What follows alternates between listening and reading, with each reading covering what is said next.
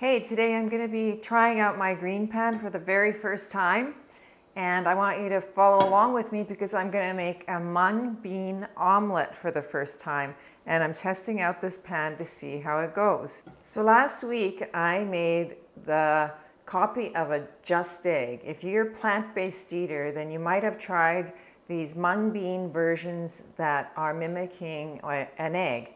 So I made it for the first time last week. And if you want to find out how I made that, you can look back at my last video, and I'll put a link in the description. But this is how it turned out. The mung bean recipe for making a just egg or an egg-like substitute was super easy. And I did exactly the same thing I did last week. And I've already made the batter. And today is just going to be the omelette. What I did was the day that I filmed that video, I made a whole bunch of those little omelettes that I put in my breakfast sandwiches all week, or I just ate them plain. I copied the recipe that I made last week, and I've already made the batter for the egg out of mung beans and some spices and some nutritional yeast and some black salt. So you can look back on that video to see how I made it. I want to make it super easy, so I've only got a few ingredients for my omelette, but this is also the perfect opportunity to test out this pan. I wanted to get a non-stick pan. I have already a cast iron frying pan, and I have a stainless steel frying pan. And then I have some ceramic coated ones. This Greenpan is ceramic coated, and I wanted to get one with a stainless steel handle so that I could use it in the oven. Because we've all heard so much about Teflon pans, I wanted to make sure that it was free of things that I didn't want to end up in my food. So this one, I ended up buying the Venice Pro version, and it's oven safe. So my husband's already used it, and I think he made some fish. He fried some salmon on here, and he also made some French toast. He did add some oil. Now, even on this package insert, it says to add some oil. And the whole point of getting one that's non-stick is because I want to not have to use oil as much, or very minimal. So I'm going to first make one omelette with no oil. I'm hoping it doesn't stick, and then we'll adjust it as it goes. So I'm only going to add a few things to my omelette. I've got some green pepper here, some mushrooms, and just some green onion. I'm going to put these in first to saute right now. So I'm going to cut these up really quick here. You can also use just some water, or even if you have vegetable broth, to saute vegetables if something is sticking, if you really don't want to use oil. And the reason I'm just trying to cut back on oil is so calorie dense. So there's a lot of calories in a tiny little bit of even olive oil. So I'm going to put these green peppers into the pan, and we'll see how it goes. I've got the pan heating up here now. Okay, sounds good. I find it's always a test to see if the mushrooms stick. And I'm going to add a little bit of salt because that'll help draw the water out of the veggies. Well, so far so good. I'm just going to let these saute a little bit here, and then I'm going to take them off. Then we'll try the first batch of batter in the pan and see what happens. Because apparently mung beans, if you're making the Korean style pancakes or anything with mung bean batter, it does tend to stick, and they always say to use a non-stick skillet. So one of the reasons I got this Greenpan. Okay, it's looking really good so far. So as I was researching which non-stick pan to use, I came across, I always listen to the Brain Docs. It's the couple, Dr. Shirzai. Aisha is the wife, and she has a culinary background, and she always does the cooking and showing good, healthy, nutritious, dense foods to eat. And she had, I think it was a question and answer thing, and she said she uses the Greenpan and finds them easy and good. So I thought, okay, well, that's an endorsement, so I'm going to get that instead of struggling over trying to decide which one to get. I think these have sauteed enough. I'm going to take them off the pan, and then we're going to try some of this batter in there and see how well it doesn't stick. If you're interested in midlife health, you can sign up for my newsletter. I send it out a couple times a month, and just things that I learn as I go along trying to stay healthy. So this is what the pan looks like now. I'm not sure if I need to wipe it down. I'm not going to. I want to see how it works.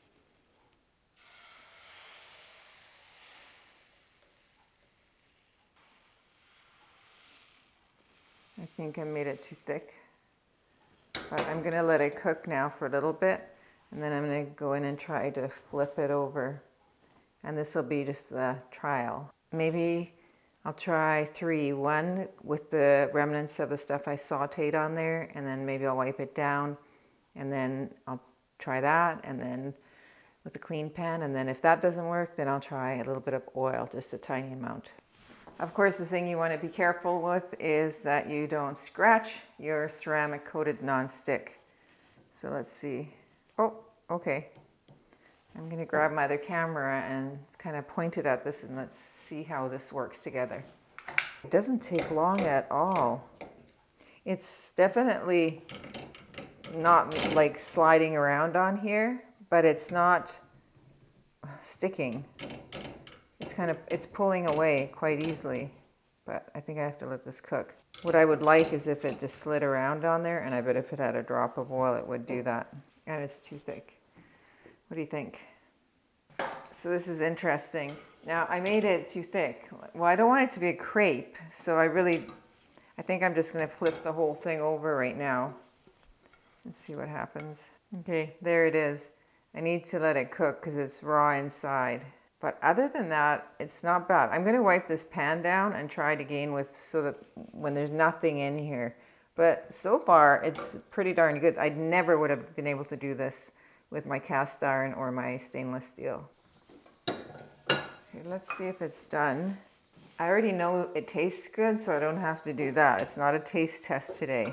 Last time I was tasting it, and I really was impressed with how good it tasted. This time I already know that's the case, so I just want to see how well I can use this Greenpan and if I can really make an omelette.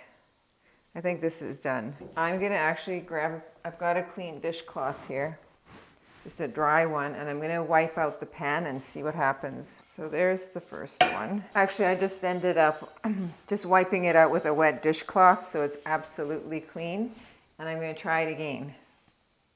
I'll let it heat up for a minute. And then I'm going to put some batter in again and see if I can flip it completely without any, sticking a little bit. Just a little bit. Maybe a little bit less. Twirl it around like I'm a pro. And I'll let it cook a little bit longer like that, just so that it's not runny in the middle still. And if this works, then I can use it without oil. And then the third one, I'm going to add my ingredients in the middle, which is just the mushroom peppers and some green onions. All right, this is the second one. I think I should be waiting for those little bubbles that are forming. I didn't do that last time. I think it's just like a pancake. It's a sign that it's ready. I'm going to try this again. See what happens. Maybe I made it too thin this time. Good grief. I think I should have just made it a bit thicker. I don't think I need oil. You know what? I'm giving it a third try with no oil. I'm determined to make this work. And this will be the one. I would eat it looking like this. I don't care. So these aren't looking that pretty, but they're going to taste good, so it doesn't matter. And I've made these long ones like this, but I can still cut them in half and make a breakfast sandwich out of them. I froze them. I put a piece of, I don't even know if I needed the parchment paper, but I put a parchment paper in between the eggs that I made, and then I froze them like that and took one out as I needed them. So not super, super pretty, but they're gonna be good. All right, this is it. I'm gonna rinse it out again. I'm gonna get all the stuff out, and I'm gonna this is the final one. This one, I'm gonna let the pan heat up for a minute. I'm gonna do it in between. The first one was too thick. The second one was too thin, so this is gonna be just right.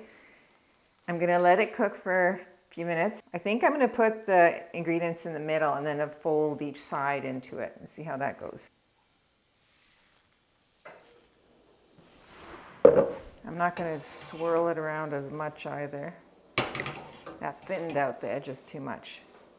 I'll give it a minute to cook, and then I'm going to add in my green peppers and mushrooms. I'm going to just cut up my green onion. Breakfast is one of my most favorite times of day, and it's also my favorite meal of the day.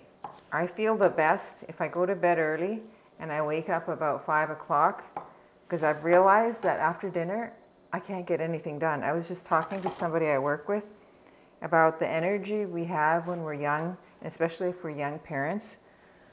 I would work 12-hour shifts in the hospital, put the kids to bed, and then that's when I get all my stuff done. And now I've realized after I have dinner, I'm done. I can't get anything done anymore. And it's not like I'm not active. I'm not a total, couch potato, but it's just that my brain too, I just want to shut down and not do anything that requires a lot of energy, whether it's thinking or physical. Mind you, sometimes I do work out later. Okay, I'm putting the veggies in. Here goes. And the green onions. I'm just gonna let this cook. I probably put too many things in, but I'm gonna eat this now because I'm actually hungry now. Okay, this is the moment of truth. Oh, look at this. Oh my gosh, you gotta see this. I cooked it long enough so now it's actually sliding around in there. This is amazing. The whole thing could slide out onto a plate. Except, will I be able to fold it over? Yes. No oil whatsoever. It's a bit crunchy because I think I left it a few minutes too long. I got carried away with letting it cook. It's like a burrito. Not bad. I am so impressed with this right now. I'm gonna get myself a fresh plate.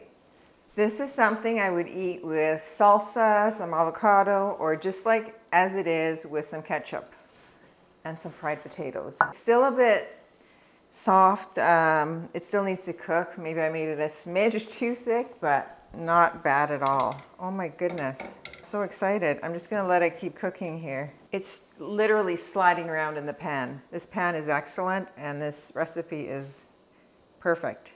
I could have added like some vegan cheese to this, but I didn't want to bother doing any of that. And I just wanted to make it as simple as possible with as few ingredients as possible. Still a bit runny in the middle there. I could have maybe made the batter a smidge thinner. But I'm really happy with this pan. And I'm glad I found one that I can put in the oven and that it's got the stainless steel handle, which is cool, by the way. I don't feel any heat on here whatsoever. Maybe closer to the skillet part, it's a little bit warm. I want to actually flip this over completely. Wow, it'll just help it cook better. So I am impressed with the pan. I'm impressed with being able to make choices for breakfast that are other than tofu scramble. Mung beans are nutritious.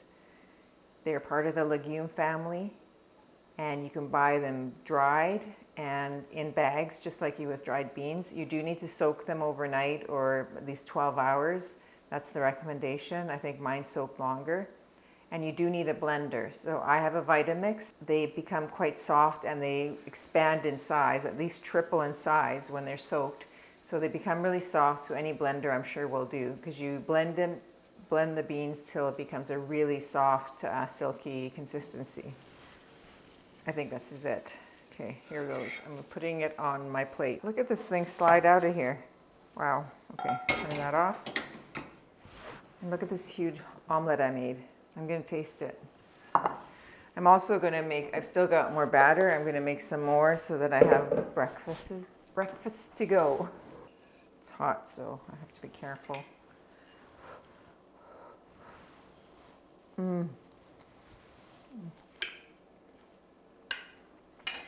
Hot. This is good. I'm so happy. I mean, it's a little bit shiny here. If I had made it a little bit less thick, I could have cooked it for less time. and then it would have still cooked through. Oh, so good. I absolutely love this pan so far. My first time using it. And I love my mung beans. So I hope you have a great week. Sign up for my newsletter. See you in the next video. Bye.